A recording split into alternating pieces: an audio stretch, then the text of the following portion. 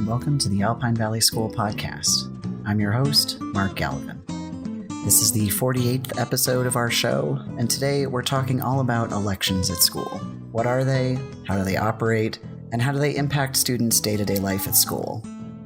While some of you may already be tired of hearing about elections in the United States overall, we hope this episode will be a breath of fresh air.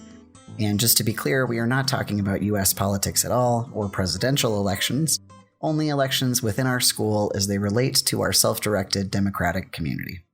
Thanks for tuning in. You can find show notes for this episode at alpinevalleySchool.com/podcast/EP48 for episode 48. Before we get started, let me tell you a little bit more about our school.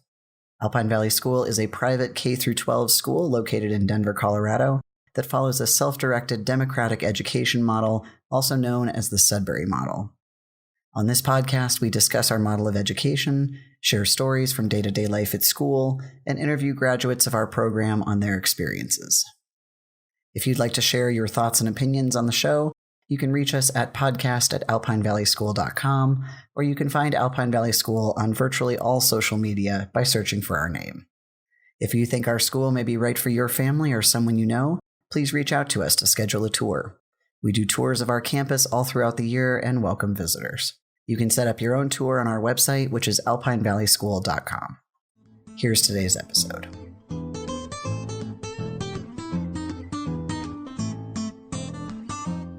I've mentioned before on this show that there are many key positions within the school, without which we couldn't operate. We've done specific episodes in the past about the position of school meeting chairman and judicial clerk, just to give you some examples. There are actually quite a few important positions, all of which serve school meeting and keep the school running smoothly. Beyond the key positions I mentioned a moment ago, there's also the grounds clerk, who is in charge of keeping the grounds orderly and pleasant. There's the records clerk, who maintains the school's student records, important documentation, and so forth. There are many other positions as well, and you can see a full list in the show notes for this episode. But the position I want to focus on today is elections clerk.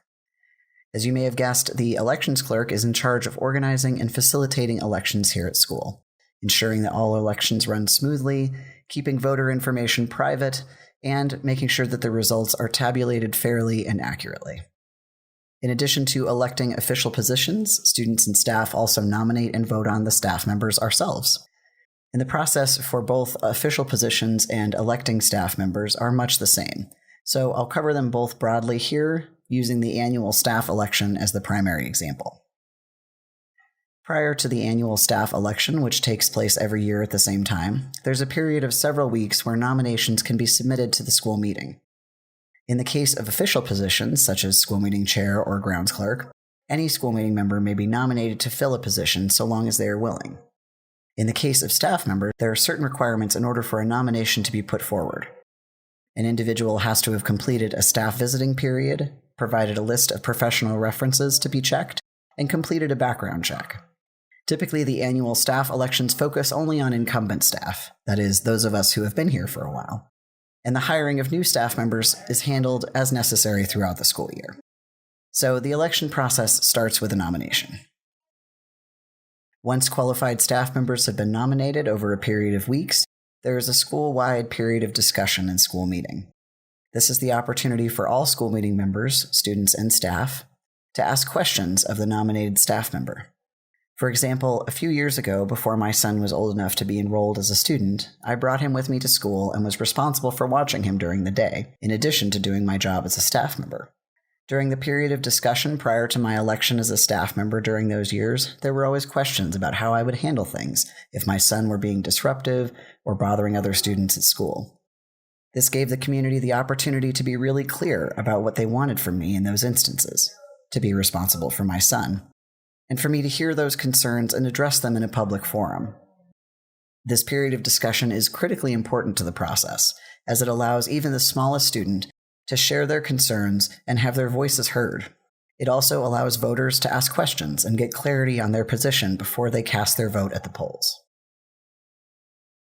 After the discussion has finished, the elections clerk steps in and prepares the formal election. Elections are held at a predetermined date and time and location within the school, all of which is spelled out in our law book. That way, everyone knows what to expect and can plan appropriately. The elections clerk often asks for the assistance of a helper who can assist students that aren't reading yet in casting their votes accurately, while also maintaining their privacy. Once the designated election period is over, the elections clerk tallies up the ballots using our electronic voting system and posts the results publicly on the bulletin board. All staff members who have been voted in by a majority are then offered contracts, which get hammered out at subsequent school meetings. Students also participate in that process, working out with the staff members how much vacation time we can take, and so forth. It's all done out in the open with active participation from the student community, which I think gives everyone a lot of real-world experience on how these things work. For more on the value of participating in the electoral process, I asked staff member Larry Welsh on for his perspective.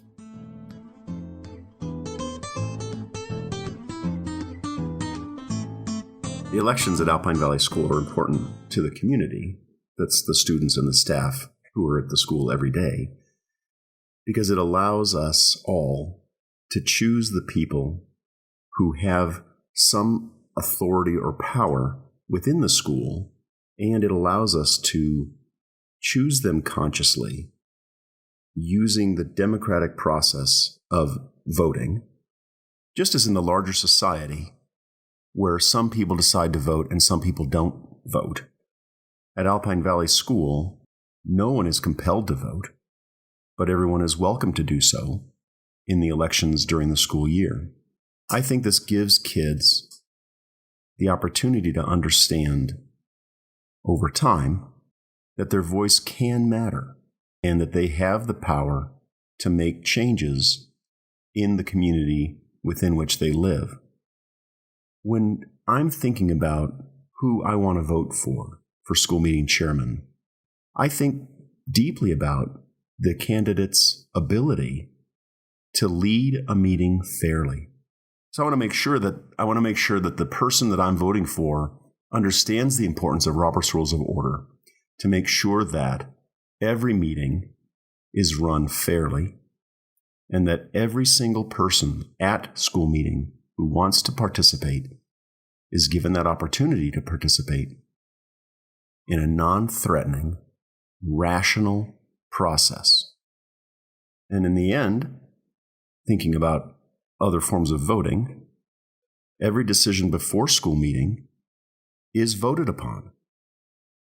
So voting at elections is important, but voting at school meeting is also important. That's every individual in the school's right and responsibility to think about questions before us as a body and to decide whether or not a particular course of action is good or bad, and then to vote your conscience.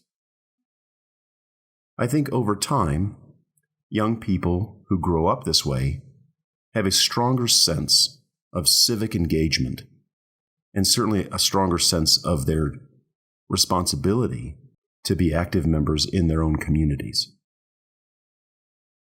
As you can see, elections are fundamental to the operation of our school. We take them seriously, and students of all ages participate freely, or they can opt not to, just like in the larger world. For me, when I was a student here, elections gave me a feeling of ownership and involvement in everything that happened at school. If I didn't like a staff member, I could say no to them being at school, which was never the case with any of my public school teachers. And it's also not something I took lightly, knowing that I was going to have to face that person in school meeting if they weren't rehired. It was real-world, heavy, genuine stuff, and I really appreciated being trusted with it. I think all the kids do, even if the full weight of their participation in the process hasn't sunk in quite yet.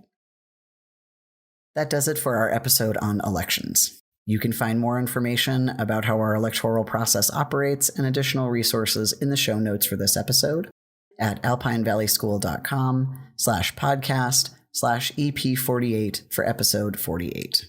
If you have an idea for an episode, a question, or a comment, drop us a line at podcast@alpinevalleySchool.com or reach out to us on social media. On the next episode, we'll be talking about classes at school, how they happen, what they look like, and graduates' favorite memories about classes they organized. Stay tuned for that episode coming in 2 weeks. Subscribe to our podcast on your podcast app of choice so that you never miss an episode. As always, thanks for listening. I'm Mark Gallivan. This is the Alpine Valley School podcast, and we'll be back again soon with more stories of real learning for real life. Bye!